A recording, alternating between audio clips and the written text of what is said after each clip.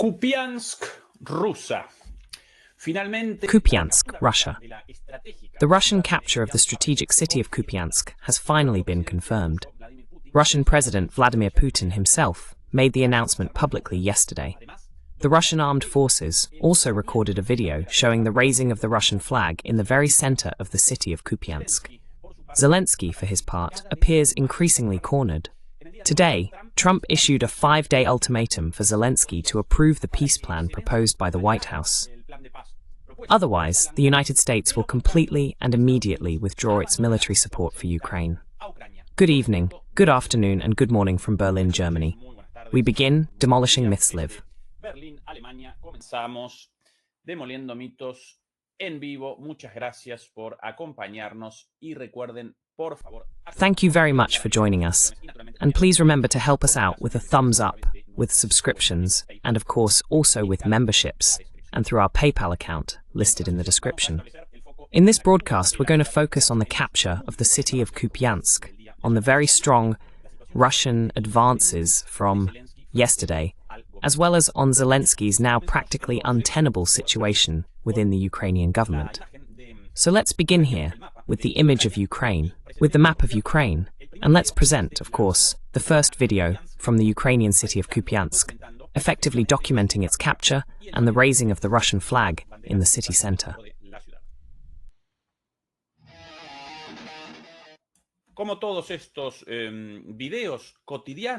Like all these everyday videos now, documenting the advance and capture of cities or towns, they first show the preliminary work. The bombings, the attacks with conventional artillery, the destruction of a bridge, all this with fab bombs no less, some of them FAP 3000. Then they document the work of the drones. Yes, both the heavy drones and the Lancets, as well as the quadcopters, which today are so maneuverable, so controllable, that they can move through the inside of a house or even cause an explosion inside a tank. Here we see the destroyed Ukrainian vehicles, and soon we'll witness the advance that follows the bombings, the drone attacks, the conventional artillery strikes. Finally, here we witness, well, this drone war. And finally, we're going to see the advance of the Russian troops. Presenciar el avance de las tropas rusas. Recién un video con dos soldados rusos capturando. Just now, a video showing 2 Russian soldiers capturing 3 Ukrainian soldiers. And there it is, as always, the advance. The advance of Russian troops in the end, in this case urban combat, sweeping operations as they're technically called. We'll move through this quickly now, and there, finally, the Russian flag being raised. My apologies for that image, just for a second. Far be it from us to intend. There's a dog there with the Russian flag. How funny. Far be it from us to show gruesome or, well, bloody or morbid images. But this is the reality of war, and these videos document everything. Finally there, the Russian flag waving in Kupiansk. There too, the soldiers entering. And this as well, today, the Mamucha battalions. Those guys, I'd never want them on the other side, especially not in a dark alley.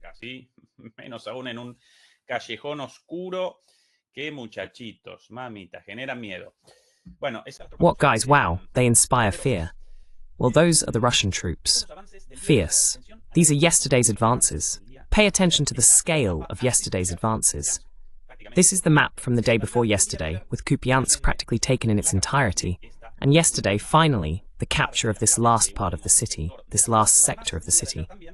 But also, yesterday came the confirmation that this entire wooded and field area, partly forest, partly plots, land, terrain, fields, until recently considered grey, disputed territory, now appears entirely, completely, fully in Russian hands. That's why they color it red. A huge area. Careful. The Russians didn't make this huge advance only yesterday.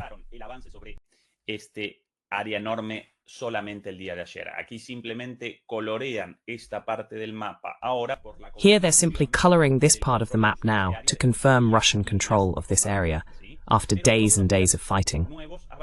But every day there are new advances, and in this case very, very significant ones, only in Kupiansk, with the capture of the final little piece of the city. Extremely important. That's where the announcement comes from. By the way, we can show something quite unusual. Let's move a bit further across the map. I'm going to adjust the camera a bit lower. There, the very unusual announcement by Gerasimov at a general staff meeting, with President Putin himself present, in a long press conference in which not only Gerasimov participated, but the entire Russian high command as well, and naturally Putin too, from a war zone. Putin también desde una zona de guerra. Las palabras de Gerasimov, en resumen, las siguientes. Gerasimov's words, in short, were the following. Once again, this is very unusual. Unless Russia captures a city of strategic value, they generally don't make announcements about the capture, much less on the same day the capture of a city is confirmed. Sometimes the Ministry of Defense, after several days, issues... Oh, and Putin, by the way, releases an unremarkable, colorless press statement. In this regard, the Russians lack the communication savvy of the West, because with every little thing that goes in Ukraine's favor, the media and the leaders, European, American, Ukrainian politicians, immediately present it in a spectacular way, over and over again. Ucranianos presentan esto de manera espectacular una y mil veces. Los rusos carecen de esa viveza. The Russians lack that sharpness. Days after capturing the cities, they issue a statement. Yes, they make advances, but they don't exploit them in the media as they should. Unless we witness an exceptional situation like this one, in which, during a conference, in a meeting of the Russian Joint Chiefs of Staff, broadcast live, they do present it to the public, live, through the media, as in this case. And the words were as follows. The Western group of forces has liberated the city of Kupiansk and continues destroying the Ukrainian armed forces, surrounded on the left bank of the Oskol River. We'll show this on the map in a second.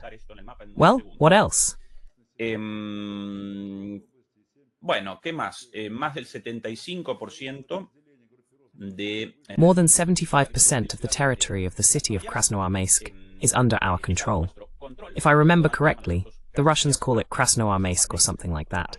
Apocryphs, basically. Well, in addition, he summarized the situation along the front, presented an analysis, but the highlight of this address by the Commander-in-Chief of the Armed Forces appeared here, in the matter of the capture of Kupiansk, on the very day it was announced in the military media, on Telegram channels. All right, a little more then. We present the situation in Kupiansk through the map. Once again, the indispensable work of the preparatory strikes. These are almost certainly glide bombs. Casi con seguridad, bombas planeadoras. Lo voy a presentar de nuevo porque sí, por esa onda expansiva. I'm going to show it again because yes, because of that blast wave. Obviously, glide bombs, probably FAT 500. You can even see the glide bomb coming in from the left. The blast wave hit positions in a forest, fortifications, trenches, but located in the woods. In this forest right here, another video of some shelter, in this case a drone, clearly less powerful but much more precise. That's why the explosion even goes in through the window. Well, Kupiansk, completely captured.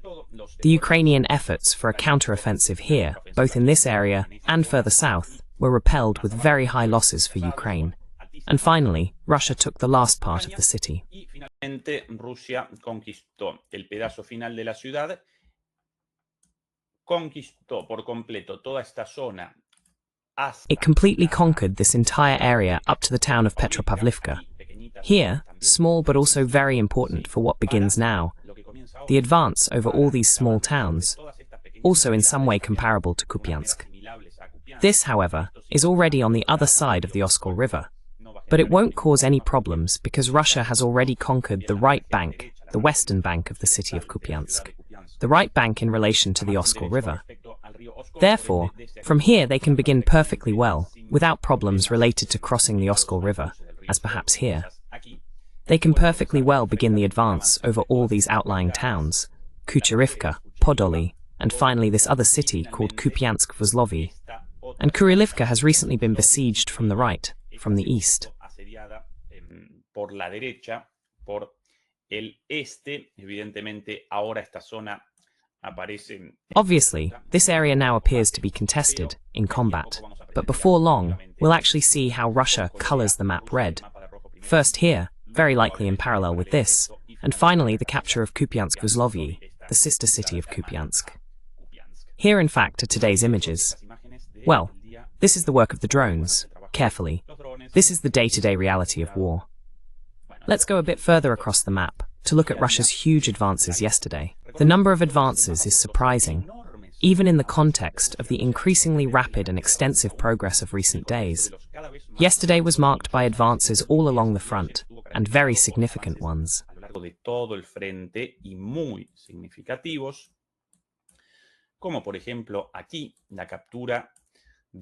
For example, here, the capture of Novoselivka. Maybe here's the video too. The video, the work of the drones. This was published by Russian state television. And finally, the advance. I'm here quite worried that suddenly a ground drone, interesting, that they might show some image that can't be shown. Well, drones, the advance of Russian soldiers, and finally the Russian flag. It's incredible how drones today not only help with monitoring and attacks against armored vehicles and fortifications, but even with clearing operations, with sweeping tasks, as they move directly through houses, from house to house, from basement to basement. And the drones move ahead of the soldiers, which provides the soldiers with enormous, enormous support.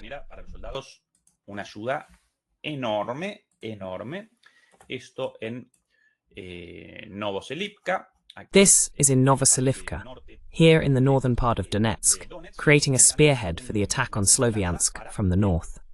Be careful with this. Be careful with this, because everyone is focusing on the Russian advances from the south, with their entry into Konstantinivka already, and even from the east as well, with their entry into Lyman. But here, the Russians are also creating a spearhead towards Sloviansk from the north, in addition to capturing an important area, and in a way, the final area of Donetsk, the most important region in political, military, and strategic terms in this war. So that was yesterday. Así que el día de ayer eso. Bien. All right, what else? What other progress? Well, here's another very important advance. A very large one again, quite large territorially, considering the characteristics of this war. A war of positions. 1 second, sorry for that mistake. My mouse has a side button that I sometimes press by accident, and that button immediately takes me back to the last page visited. But now, yes, with so many advances, I got the locality mixed up.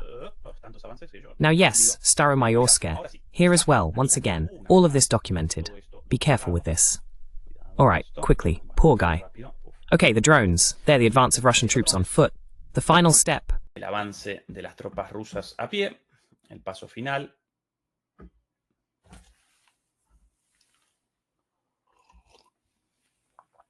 Aquí algunos combates cuerpo a cuerpo directamente. Here are some hand-to-hand combats directly. Ah, no, this, oh, a grenade, that's it. Who? Yes, indeed, hand-to-hand combat. I've seen a very similar video of soldiers surrendering. In general, if Ukrainian soldiers, especially in these areas, surrender, they capitulate. Usually, from what has been seen so far, Russian soldiers capture them and take them in as prisoners of war. But well, for various reasons. Ukrainian soldiers often don't surrender. Sometimes because of their conviction in the cause, sometimes out of fear, sometimes out of surprise, sometimes not so much fear of the Russians, but of their own officers, who, in the event that they surrender, in the event that they present their surrender, simply machine gun them. La rendición los ametrallan, sencillamente, ¿sí? Bueno, y el final por lo general, bueno, trágico. Well, and the ending is usually tragic, right? But in many videos that have been seen, especially in the Kupiansk and Pokrovsk areas, when they abandon hostilities, when they surrender, they are taken as prisoners. Well, here's another important advance, in the direction of Saktin. New progress here as well. Here's something already noted a few days ago. The entry into Lyman, not the siege of Lyman anymore, but direct entry into the city, into this district located on the outskirts, with the entire wooded area in the south still contested. Once this is confirmed, the advance will begin directly toward Lyman, along with the attack from the north, precisely following the capture of Stavki. More advances, this one here already shown, and another important one, the completion of the capture of Svanivka, this locality located here. Once again, the footage a bit faster, all documented by the Russians. There, the cleanup work. Ahí el trabajo de limpieza.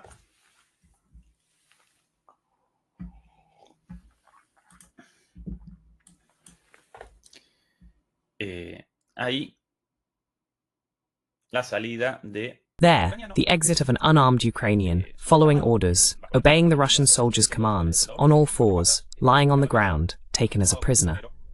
The best outcome for everyone, no doubt. Lives saved and the matter resolved, right? There's the cleanup work. A little faster. Un poquito más rápido.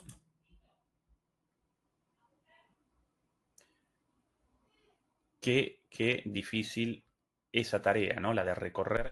What a difficult task, right? Going through nook after nook. There's the Russian flag, basement after basement.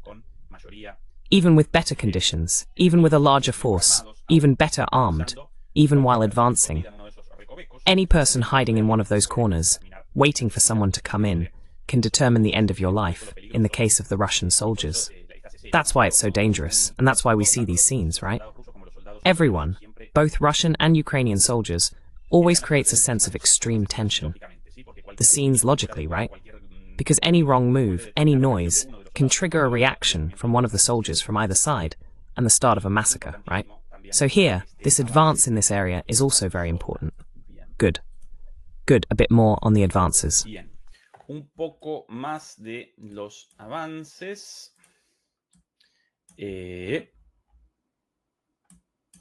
Bien, esto. Well, this, we didn't present this. We had just presented, we were just presenting this small advance. Tiny, but we hadn't presented yesterday's advance, much larger, in the same area here in Chiampol. I'm not going to start the video here, but what's interesting about this is the speed of the advance. Chiampol was taken yesterday. This town, right, a small city taken, the whole area conquered, and we had just presented the small advance in this zone. So, huge progress between yesterday and today. And here in Zvanica, the closing of a pocket. Also a lot of territory taken in a single day in the context of a war like this. Here, up until 2 days ago, that was the situation. Before that, the work of the bombs, as always. Antes de eso, el trabajo de las bombas, como siempre. Y el día de ayer, la captura total. And yesterday, the total capture of... there. The exit, the escape of the soldiers. And sorry if I'm going through everything a bit quickly, because today I also want to analyze the political situation of Zelensky and the Ukrainian government beyond Zelensky. Okay? Truly a desperate situation, following the presentation, or rather the imposition, of Trump's peace plan, and an ultimatum set by Trump today. That's why I'm going through this so quickly. Well, this was yesterday, this brutal advance yesterday, and today all of Zvanica already conquered, even up to the border, right? Here are the images. Everything documented on video. This is not up for debate, right? This, well, we just showed it. Something visible to everyone, for anyone who wants to see it. Right? Ojos de quien quiera esto, ¿sí? Bien. Well, from yesterday to today. Here, this is in the direction of Konstantinivka. Something that surprises me given the silence of the Western media. The beginning of not the siege of Konstantinivka anymore, but the first corps within the last Ukrainian region, truly prepared for defense. The last real defensive axis of Ukraine appears here, in this almost unified, almost joint urban conglomeration made up of Sloviansk, Kramatorsk, Truskiva, and Konstantinivka. This has been a fortified area since 2014. This is truly the last defensive stronghold of Ukraine, beyond the many battles elsewhere, and beyond the existence of protected, fortified urban cities such as Uliapol, Orehov, and so on. The final step before the total military defeat of Ukraine appears here, right? Derrota militar total de Ucrania aparece aquí, ¿sí? En esta. Y acá, por cierto, en el sur ya comenzó In this one. And here, by the way, in the south, the takeover of one of these nodes within this core has already begun. Once again, Konstantinivka, Druskiva, Kramatorsk, Sloviansk. The entry into the city has already begun. It's not shown in any Western media, despite how important it is. Here, well, as always, the airstrike comes first. And also finding confirmation of the capture of this small but very important town on the outskirts, Ivanopila, crucial for the... Well, here they're fleeing, here come the drones. Well, the elimination of the soldiers. Here's another poor guy. More and more and more. Well, there the soldiers are escaping, and the drones are doing their work. El escape de los soldados y el trabajo de los drones y finalmente el avance de los soldados. And finally, the advance of the Russian soldiers. And apologies if a bit of some unpleasant image appeared. It was never our intention to show morbid images. Well, this area was finally conquered yesterday completely. Very important for the assault on Konstantinivka from the south, right? Not only from here, but from this area, they can also attack the other part of the city, on the other side of this street known as Lexi or Lexi Tijiakovsk or something like that. No, TG, right? Okay, all this also happened yesterday. And finally, well, in Pokrovsk, very interesting images like this one here, this area of the city. Esta de aquí, esta zona de la ciudad.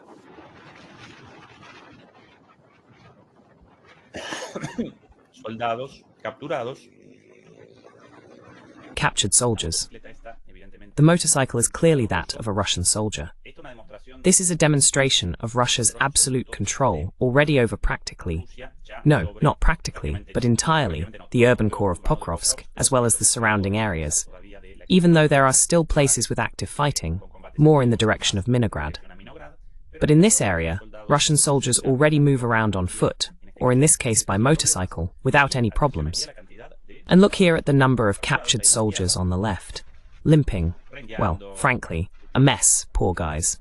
There, being guarded by that buggy with Russian soldiers in the back. And here, the advance of the motorcycles. Aquí, el avance de las motocicletas. All of this under control. This is from yesterday. Attacks. Here's one with a FAB 3000. Who? The blast wave from the FAB 3000 bombs in the few places not yet taken by the Russians. And today, an even greater advance toward Minograd, but now not only from the north, south and east, but also from the west, within a matter of days. The last Ukrainian soldiers will completely capitulate. This is an image of the level of destruction in this area, captured by this drone. Destruction has increased sharply in recent days due to Russian bombings before the advances. Everything is very, very destroyed. Todo muy, pero muy destruido. Quizás no tanto como en los inicios de la guerra cuando presenciábamos. Maybe not as much as at the beginning of the war, when we witnessed those almost lunar images, with craters everywhere, when conventional artillery largely determined the airstrikes. Now, with the combination of bombs and drones, well, those scenes of cities totally and completely wiped out have disappeared. But even so, there are still very destroyed cities, mostly because of the bombings, and naturally, the heavy drones as well. Well, to sum up here, to wrap up what happened yesterday, that small advance, with the capture of one more village, no, to be precise, one more hamlet, and today, another strong advance throughout this area. Yesterday, that little village, Radisne, was captured, and today, yet another locality here. Once again, as I've said, the clearing of territories with drones. La limpieza de los territorios con drones. Bien. Finalmente, en la parte final, seguramente. Finally, in the last part, surely, well, not in this case. No Russian flags around? Well, no, not in this case. Alright, this information here, from Deep State, from a Ukrainian Telegram channel, confirms advances in this area toward Orikhiv, with Russian armored vehicles. Something rather uncommon, unless Russia is also carrying out a special operation for the attack on a city using armored units. Something increasingly rare, but documented there. reported by the Ukrainians themselves, right? This is the situation on the battlefield, including the total capture of Kupiansk. To top it off, the snowfall has begun. And pay attention to the effect of the snow, okay? Pay attention to the effect of the snow on something crucial for the Ukrainians, such as the defensive networks against drones. Las redes defensivas contra los drones. Estas redes, por lo general redes de pesca donadas. These nets, usually donated fishing nets, old fishing nets no longer in use, are used to protect the roads, placed on poles along the routes. These nets help a lot against drones, but of course the snowfall began, and the weight of the snow on them caused the entire structure to collapse. Here's an example, and not only that, but also the collapse of the pole structures used for these relatively safe routes. Well, not exactly safe, but safer than nothing. So now, not only were the nets destroyed, the anti-drone nets fell, but also all these poles ended up lying across the road, making the cure worse than the disease, right? Peor el remedio que la enfermedad, ¿sí? Estas imágenes muy cortitas y de poca calidad, pero these images, very short and of poor quality, but very, very representative of the situation and of the difficulties brought on by the arrival of winter. Although winter hasn't started yet, the first snowfalls can already be seen, and this desperate situation, right? Well, by the way, speaking of winter, yesterday there was a new Russian airstrike with around 120 drones and missiles. Small compared to the attacks of recent days, but relentless. They pound and pound and pound. And the power outages, the cuts in electricity supply, are getting longer and more frequent. The problems with gas supply, with fuel supply, with transportation, are growing worse and worse. Así que,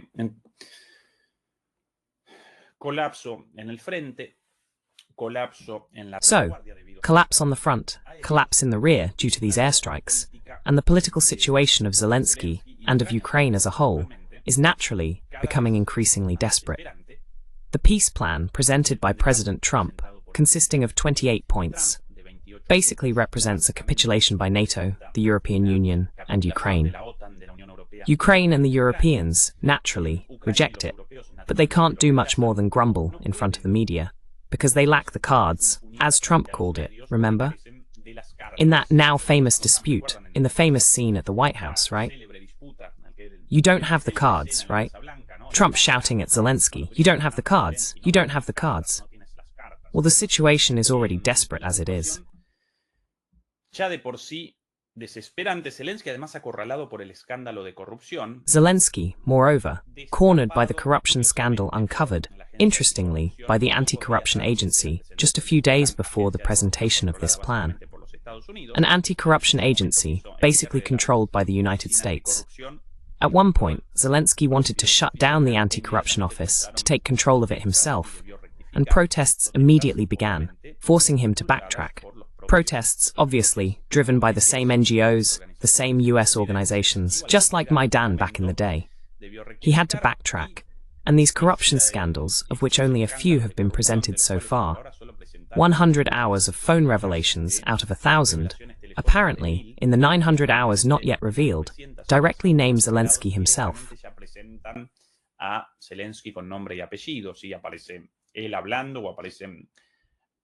If he appears speaking, or if very close members of his government appear, mentioning him in connection with corruption scandals worth billions of dollars.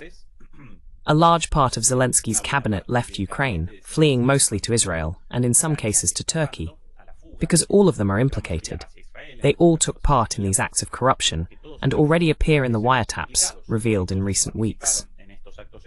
How curious! Just a few days before this peace plan.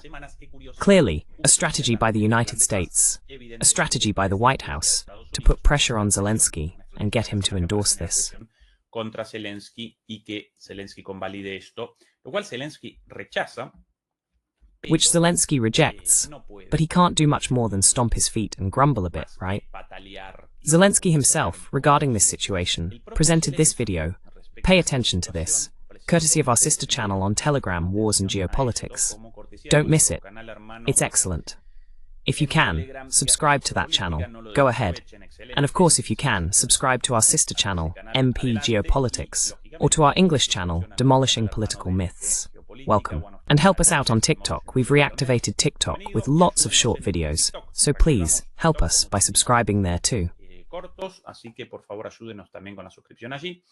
Atención a este mensaje del día de ayer por la noche de Zelensky. Pay attention to this message from last night by Zelensky, apparently addressed to the Ukrainian people. Basically, it shows his desperation in the face of pressure from the United States to accept this peace plan, which involves practically conceding all the points claimed by Russia. Remember, in yesterday's broadcast, we presented point by point the 28 points. If anyone is interested in that, go through the list of videos, the list of analyses, to see the details of the points in this peace plan. Basically, all those demanded by Russia. Zelensky, atención. Один з найважчих моментів нашої історії. Зараз тиск на Україну. Zelensky here. Attention, the risk of losing a key partner. The 28 points are difficult. This summer is very hard, the hardest and the most full of risks. Well, clearer than this, impossible. Right now is one of the most difficult moments in our history. Зараз один з найважчих моментів нашої історії. We find ourselves in one of the most difficult moments in our history. This is, supposedly, the dilemma of Zelensky's Ukraine. Зараз Україна може опинитися перед дуже складним вибором. Або втрата Una elección muy complicada o la pérdida de la dignidad, básicamente la... A very complicated choice. Either the loss of dignity, basically capitulating to these 28 points, or risking the loss of a key partner, meaning that the United States would no longer sponsor them, economically, politically, and militarily, or in reverse order, that the United States would no longer sponsor them militarily, economically, and politically. That's the alternative. Either validate this peace plan, or face an extremely harsh winter as a result of the recently mentioned attacks, the airstrikes. Here, there's not even a reference to the situation on the front, because they don't want to. Aquí ni siquiera referencia la situación en el frente porque no lo quiere. Recuerden que tanto Zelensky como su gobierno rechazan. Remember that both Zelensky and his government deny the capture of Kupiansk, deny the capture of Pokrovsk, and the vast majority of Ukrainians don't seem to be aware of this. Victims of propaganda, of a web of lies spread through Ukrainian media, they are unaware of the situation at the front, beyond the rumors that circulate by word of mouth. That's why there's no reference here to the situation on the front lines. But there is a mention, a comment about the extremely harsh winter. Of course, all Ukrainians are aware of that, because bombs, missiles and drones rain down on their heads every day. найважча та подальші ризики. Життя без свободи, без гідності, без справедливості. A life without dignity or justice or capitulation to Russia. Sin dignidad ni justicia o la capitulación ante Rusia. Esa para Zelensky la alternativa al dilema. That is, for Zelensky, the alternative, the dilemma presented to his people. Meanwhile, at the White House, that's the situation. Here we have none other than Mamdani, the communist, as Trump calls him. Some scenes from this joint press conference were spectacular, almost comedic, but well, we're not going to show them today, because, well, Trump had called, or repeatedly calls, the recently elected mayor of New York City, Mamdani, a communist, while Mamdani calls Trump a fascist. So obviously journalists ask him, Mr. Mamdani, you called Trump a fascist, do you take it back? Señor Mamdani, usted llamó fascista a Trump, rectifica. En un momento Trump, no, responde que sí, responde. At one point, Trump replies yes, that everything's fine, something like that. And on the other side they say, Mr. Trump, you called or call Mamdani a communist. And Trump replies, yes, I call him a communist, but no problem. Well, beyond that, in the context of this joint press conference, after a logically private meeting, Trump responded to the following regarding the situation in Ukraine, the peace plan, and the urgency of accepting that plan, as well as the ultimatum to Zelensky for its acceptance. Sobre el ultimátum a Zelensky para la aceptación de este plan. Atención. Have you spoken with President Zelensky about your plan? I've spoken with their people. We have a plan. I've spoken with his people. Mr. Trump, have you spoken with Zelensky about the peace plan? That should have never happened. It would have never happened if I was president. Well, yes, I didn't speak with Zelensky, but I did speak with his people. And, well, they start with the usual spiel. The war is horrible. It's a war that should never have started. This war would never have begun without me. I've heard this speech from Trump 1,000 times. Una y mil veces de Trump. President, and it's a shame, and I thought they should have acted quicker. Energy producing plants. Deberían haber tomado la decisión los ucranianos mucho tiempo atrás. The Ukrainians should have made the decision a long time ago. But winter is beginning, and most of the facilities and power and energy plants are under attack, to put it mildly. Basically under attack and largely destroyed. However, we have a way to achieve peace, this plan, and he, Zelensky, will have to approve it. Well, and then he starts again with the harangue. It's so sad, so many people died last month. 25,000 soldiers died, actually probably quite a bit more, from Ukraine. Murieron 25,000 soldados, en realidad seguramente bastante más de Ucrania. Otra vez parte de estos. Once again, part of these catchphrases learned from political marketing to hammer the same point over and over. This isn't my war, it's Biden's war. If I had been president, the war wouldn't have started. So many people are dying. Well, if only he were that concerned about the deaths of civilians in Gaza, right?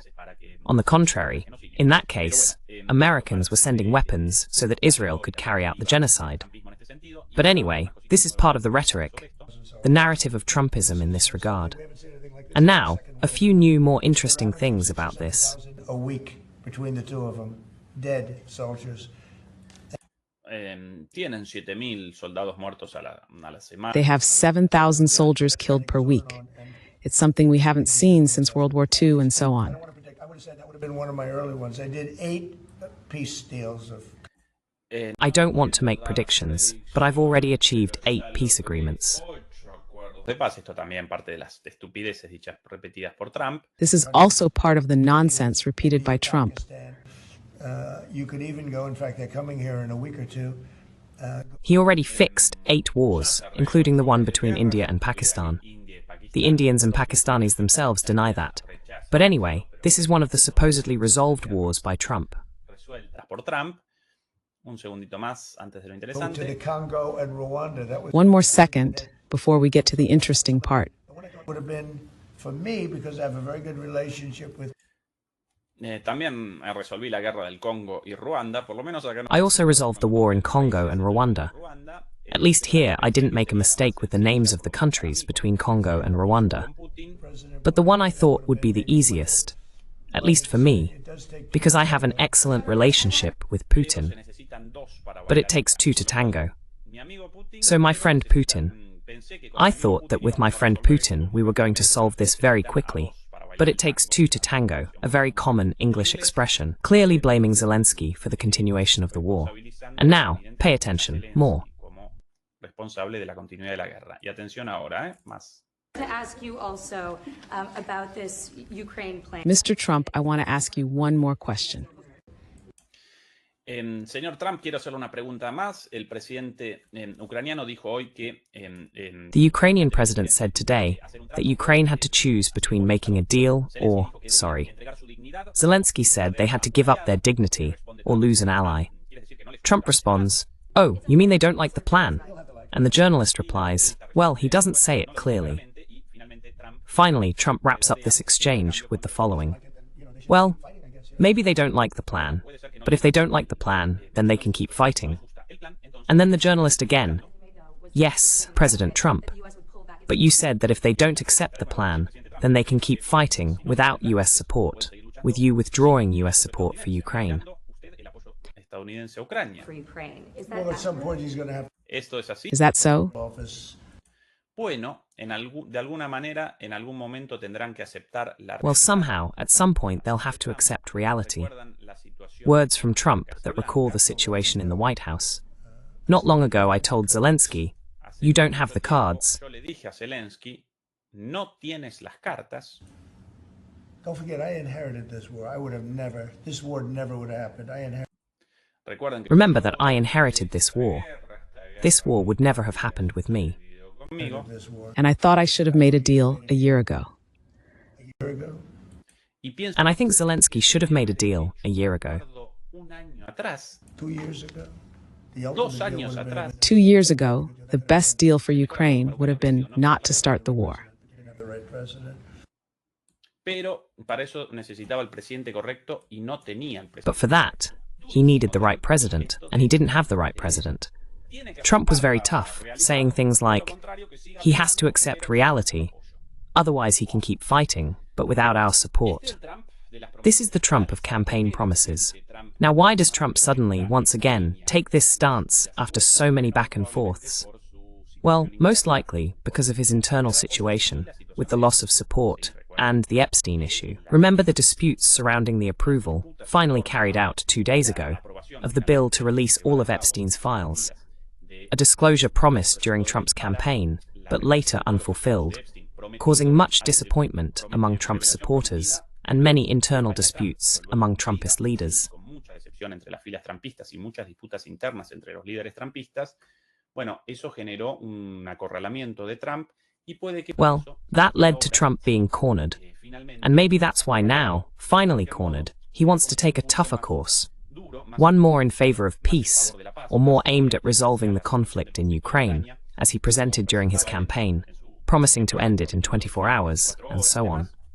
But in some way, with nothing left to lose, cornered by the predictably poor results for the upcoming midterm elections in the United States, he says, well, then let's start now a policy toward ending the war, even if many of my allies and many of my ministers or secretaries in the cabinet would reject this.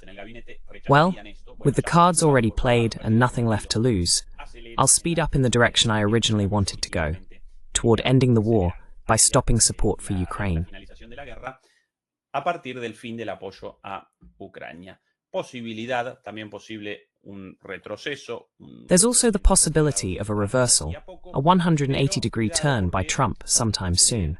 But be careful, because in each of these feints, these back-and-forth moves, meeting with Putin, supposedly a first step toward peace, then backtracking after the meeting with European leaders, then the promise of a second meeting with Putin, then backtracking again, the meeting suspended, now a peace plan with practically all the points demanded by Russia. He might backtrack once more. But in each of these advances, right, these pro-Russian moves followed by corrections, the balance, somehow the indicator, keeps appearing closer and closer to Russia's position. Más cerca de la posición de Rusia, ¿sí? Y por cierto, no solamente... And, by the way, not only this, not only these statements, but he also set an ultimatum for the approval of this peace plan, as presented here by none other than The Sun.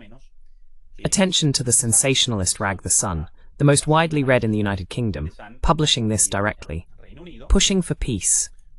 Zelensky warned to stop living in a fantasy land as the US and Ukraine meet for peace talks ahead of the deadline to sign the deal. According to reports, Ukrainian officials were completely stunned after reading the proposal.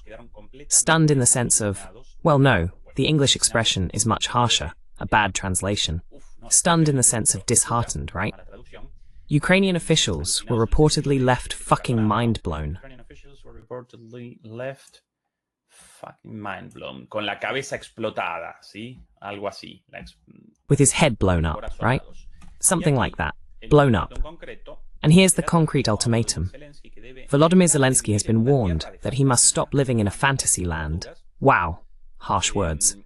And accept a peace deal reached between the United States and Russia. Russia did not take part in this agreement, which is why it's not halting its advance into the territory, but in the anti-Russian narrative, in the pro-Ukrainian Russophobic narrative of Zelensky, of Europe, of the United Kingdom, of the warhawks in the United States. This plan, in some way, would have been generated through an agreement between Putin and Trump. Donald Trump increased the pressure on Ukraine's heroic leader, wow, to agree to a 28-point plan, and Washington and Kyiv will meet for last-minute talks in the coming days. There, the footage from this The Sun video. Las imágenes de este video de The Sun. Y esto no solamente lo presenta The Sun, cuidado. And this isn't just being reported by The Sun.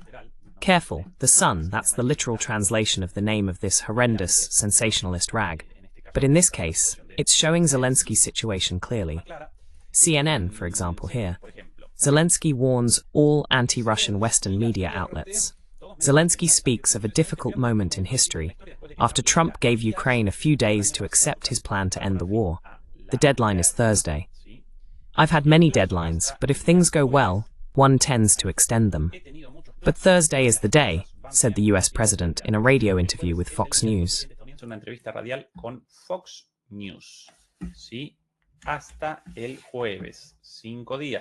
Until Thursday, 5 days from now, right on Thanksgiving Day. So important in the United States, the famous Thanksgiving, right? A celebration practically exclusive to the US but promoted to exhaustion. Well, like Halloween and so many others, all those absorbed by cultural imperialism in our lands. The Thanksgiving one, the day of Thanksgiving, not so much. Not at all popular in Latin America, or in Spain, or in Europe. Nowhere. But how many movies about Thanksgiving and the rest, right? And that's it. The celebration of Thanksgiving Day in the United States. Because it's the imposition of foreign celebrations on our cultures.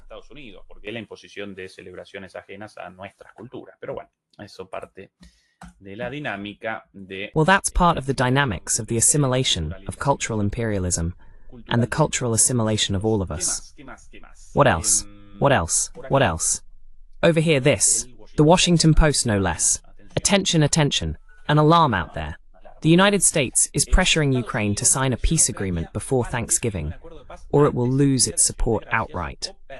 Here, the direct threat reported by the Washington Post. The United States is sending signals that everything could be scrapped if Kiev doesn't quickly sign the proposal drafted by Special Envoy Steve Bistoletti, right? Bitkov. Sí. Y además de todas estas. And in addition to all these reviews, all these reports from Western media, the whining naturally began as well from the most convinced defenders of Ukraine, some of them desperate over this truly desperate situation for Ukraine. Ukraine, for example, one of that country's strongest supporters here in Germany, Mr. Julian Repke from Bild. Pay attention to this man's statements in Germany on his Twitter account. Also, take note of this. The guy, desperate, completely all in, Julian Repke. Donald Trump and his gang are forcing a European country to surrender to our common enemy.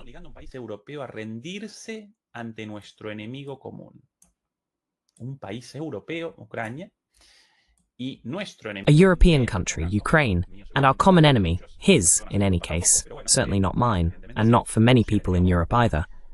But well, evidently his, Russia, the common enemy. This is not transatlantic, not Atlanticist, that might be the most accurate translation. This is not Atlanticist, it is immoral, it is anti-Western, and in no way is it American. If Europe, and I mean all countries, does not rise up now, does not stand up against this, then we deserve the war that Russia will soon unleash against us. Good grief. The level of desperation in this guy. If Europe does not rise up against this proposal and reject this peace plan, then we deserve the Russian invasion. Entonces merecemos la invasión rusa. Merecemos la guerra que Rusia pronto desatará contra nosotros. We deserve the war that Russia will soon unleash against us. Practically speaking, from being so anti-Russian, he's almost pro-Russian now, because he's saying that if we Europeans don't put up resistance against the center of evil, the evil Putin, evil Russia, then we deserve to be attacked and conquered. Well, the level of delusion among all these people. What madness, dear Julian, my goodness. Speaking of the media in Germany, here Bild, the equivalent of the Sun in the United Kingdom, also a lowbrow yellow rag but widely read, about the situation of the Europeans now gathered at the G20 in South Africa, deliberating on how to respond to this.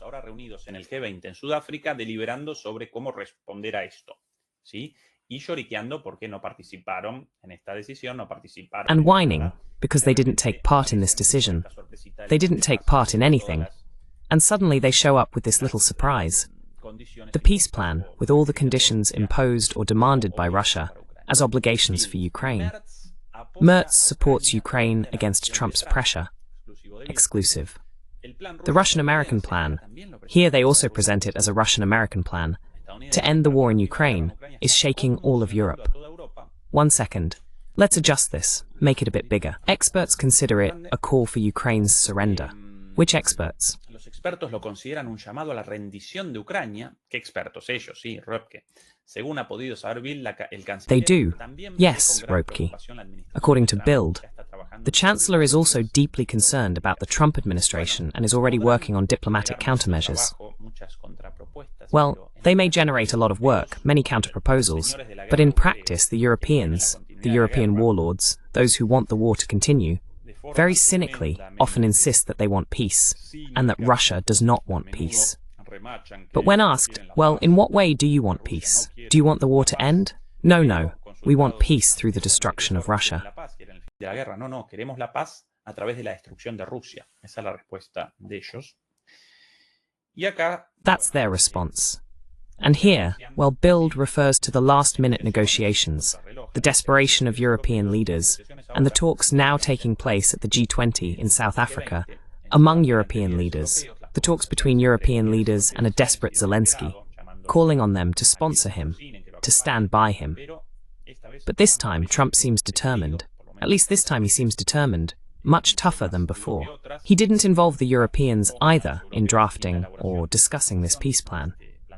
And even though Merz stands with Zelensky, all the European leaders stand with Zelensky in rejecting this, what can they do? With what leverage, in Trump's words, could they take part in the war without US support? ¿Podrían participar en la guerra sin el apoyo estadounidense? No. Capitularían a las pocas semanas. No, they would surrender within a few weeks. They can put pressure on the United States to make Trump backtrack on this. They can put pressure on Russia with 10,000 sanctions imposed and the Russian economy stronger than ever, while the European economy is in absolute decline. Militarily, they can't do it alone either. What can they do? Nothing. They can whine to the press, call on the public to go to war, and the public doesn't follow them. They can't do anything, right? The issue now comes down to time, to Zelensky's ability to delay a positive response to this, and, well, to whatever new developments may appear along the way. But of course, time is on Russia's side at the moment, because it may well be that Zelensky actually begins to...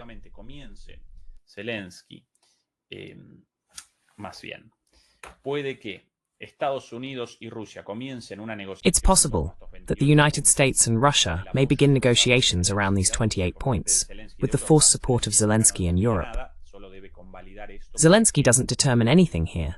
He just has to validate this, so that the puppet, Zelensky, used by the United States in all of this, and the country used as cannon fodder in this war against Russia, go along with it. But once those 28-point negotiations begin, there may be some very, very important ones. For example, negotiations on nuclear arms agreements, or the creation of a Eurasian security framework involving Russia, Europe, and naturally, the participation of the United States. Europa y la participación de Estados Unidos, naturalmente. También, bueno, todo eso connota necesariamente. Also, well, all of that necessarily implies the existence of difficult, long, and drawn-out negotiations.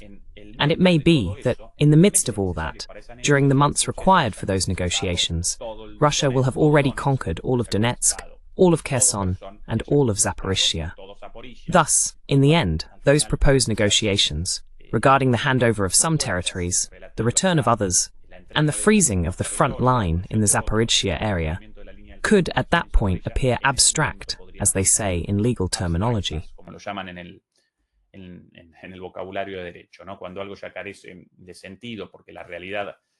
When something no longer makes sense, because reality presents a situation that surpasses any plan, they describe it as abstract, a legal argument. In that case, it would seem, indeed, in the case of a negotiation extended over time, Russia could already have conquered all of Kherson and Zaporizhzhia. Therefore, what's the point of discussing freezing the line in Kherson and Zaporizhzhia if Russia has already taken everything? To wrap up this broadcast, images from just seconds ago of Merkel's position precisely in front of the Russian press in South Africa at the G20. And by the way, before showing this, please remember to support us with a thumbs up. Presentar esto, recuerden acompañarnos por favor con el pulgar arriba. ¿Qué tal de likes nosotros? How are we doing with likes? Pretty low. Please give us a thumbs up. It helps us fight censorship. You can also support us by subscribing, of course, or through paid memberships, but we're deeply grateful if you can support our work this way or via PayPal. And also our English channel, IDMP Geopolitics, all the links are below. We've also reactivated TikTok, so please join us there. Finally, here's a demonstration of European democracy. Imagine, just seconds ago, this MERS in South Africa, before the press conference. Russian journalists, excluded. All journalists were allowed to participate, except the Russian press. Excluded from the press conference. Russia, by the way, is part of the G20. Therefore, journalists from everywhere should be allowed to participate. The G20 countries, here MERS, Germany, decided that the Russians would not participate. MERS, Alemania, determinó que los rusos no participan. Any comments on peace plan, sir? Y los periodistas rusos consultando ahí a MERS. And the Russian journalists there asking MERS for a comment about the peace plan, and MERS staying silent, with a poker face. He enters the conference, and all the Russian press is excluded. How democratic, right? Only friendly journalists allowed. In Putin's press conferences, Western journalists take part, sometimes with rather inappropriate or provocative questions and so on. He answers them, and MERS should also answer questions from the Russian press, just like Trump used to answer all journalists and so on. Trump también de todos los periodistas y así sucesivamente. Pero bueno, esta la situación. Anyway, that's the situation. In just a bit, Juan Antonio Aguilar's show about artificial intelligence will begin. The myths of artificial intelligence, the second part of the program he started 2 weeks ago. Don't miss it. And tomorrow we'll be back here again with Fernando Moragon, as every Sunday. You're amazing. We love you all very much. Many thanks to Beatriz Pulido. Thank you, Beatriz, as always, for moderating. A kiss, a hug, and see you soon. Bye. Un beso y un abrazo y hasta prontito. Chao.